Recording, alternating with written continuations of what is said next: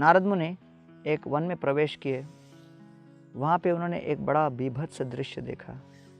हर प्रकार के प्राणी अधमरे अवस्था में छटपटा रहे थे, न मर रहे थे न ठीक प्रकार से जी रहे थे।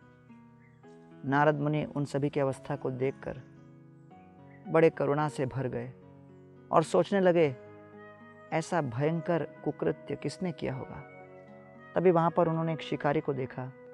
शिकारी के पास जाके पूछा, इस प्रकार इन पशुओं को आधा मारने का कार्य आपका है क्या? और तुरंत वो व्यक्ति कहते हैं, हाँ, मेरा नाम मृगारी है और मैंने अपने परिवार में विरासत में यही संस्कार पाए। नारद ने कहा, क्या आप जानते नहीं पशुओं को इस प्रकार से आधा मारकर उनको कष्ट देना एक बहुत बड़ा पाप है? मृगारी कहता है, मुझे तो किसी ने बताया नहीं, हमारे तो पहले से संस्कार यही चले आ रहे हैं, पूर्वजों ने हमको यही ज्ञान दिया है, हम यही करते आए हैं और यही करते रहेंगे, क्या करें? तो ये सुनने पर नारद मुनि ने कहा, लेकिन आप इस प्रकार के भयंकर करतूत करते क्यों हो? वो कहने लगे, मेरे पेट का भरण पोषण कैसे होगा? जब तक मैं ये नहीं कहूँगा मैं खाऊंगा कैसे, मेरा परिवार खाएगा कैसे? नारद मुनि ने कहा, अगर आपके पेट के भरण पोषण की मैं व्यवस्था करता हूँ तो फिर आप इसको छोड़ोगे? वो कहते, हाँ। तो नारद मुनि ने कहा, कृपा करके अपने चरित्र को परिवर्तित करो, ये मंत्र का जाप करो और देखिए कैसे आपके चरित्र परिवर्तन को देखकर हर प्रकार से व्यवस्था हो जाएगी। मृगारी ने तुरंत अपना चरित्र परिवर्तन करने का विचार किया और गांव में सभी लोग समझने लगे कि हाँ, मृगारी के हृदय में परिवर्तन होने लगा।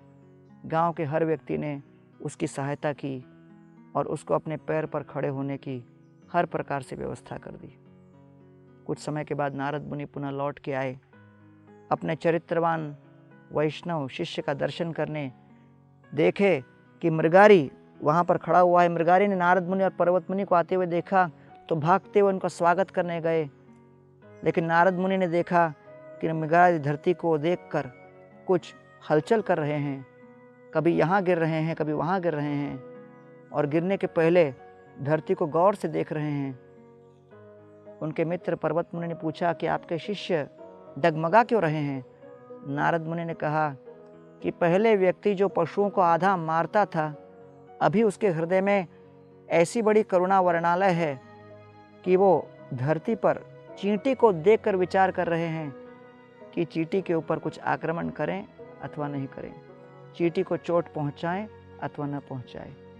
ये विचार करते हुए वो वास्तव में अपने आप को रोक नहीं पा रहे। तापत्रेण भेतस्य घोरे संतप्यमानस्य भवाद्वनीश पश्यामि नान्यत् शरणं तवांग्री द्वंद्वात् पत्रात् अमृताभिवर्षात्। उद्धव जी कहते हैं, प्रभो, आपके चरणों का आश्रय लेकर मैं इस जगत के त्रिविध ताप के मूसलाधार वर्षाओं से निरंतर अपने आप को सुरक्षित स्वीकार करता हूँ। आप हमेशा हमें अपने चरणों का आश्रय दीजिए, आपके चरणों की सेवा में बनाए रखिए, और तब हम अपने हृदय के भीतर करुणा की भावना को जागृत कर सकें और आपकी सेवा में लग सकें।